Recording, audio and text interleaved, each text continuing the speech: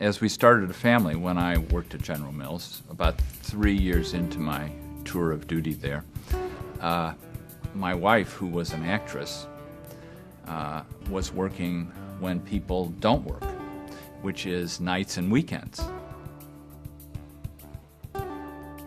Ultimately, we moved on to my next job. We had another child, and she was still acting, and I was still working, and all of a sudden we had 2 children, which was okay because we had one for each hand. We then ended up relocating to Chicago, where I was working for Kraft, and then we had our third, and all of a sudden, as some of my basketball friends would say, we went from playing man-to-man defense to zone defense. So for me, the challenge of work-life flexibility, I lived it.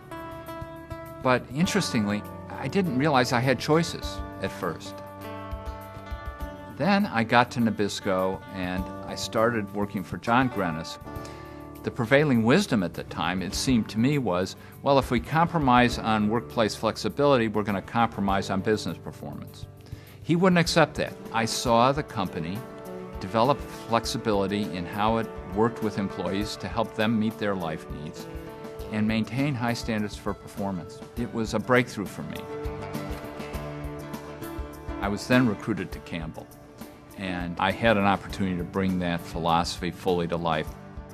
The language I use to describe my work philosophy, my life philosophy, is to be tough-minded on standards and tender-hearted with people. At Campbell, we created something that is foundational to what we do here, and we call it the Campbell Promise. I told a large employee gathering that I didn't expect that we could ask them to value our agenda as a company until we tangibly demonstrated to them that we valued their agenda as people. And interestingly, the more flexible we've been, the more caring we've been, the more supportive we've been of creating work options that work for people while maintaining high standards of performance, the better we've performed. Another important thing of creating a winning workplace is that you have to constantly monitor how you're doing. We do a Gallup employee survey every year. It's very empowering to the employees because as we do these surveys, they then get together after the survey and they talk about, well, what can we do differently? The employees themselves can own their action plans.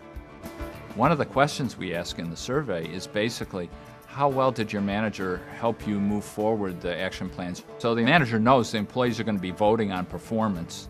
Over time, that sense of accountability trumps anything else we could do.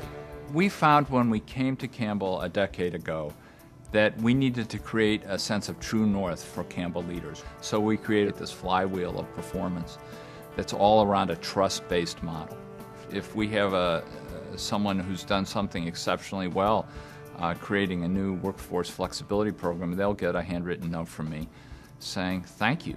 Over the 10 years I've worked here, I've sent 30,000 notes to employees. As I've done that, our entire organization has stepped forward and started celebrating contributions. And so if there's one thing I feel really good about at Campbell, in terms of my legacy here, is if nothing else, I've made it personal.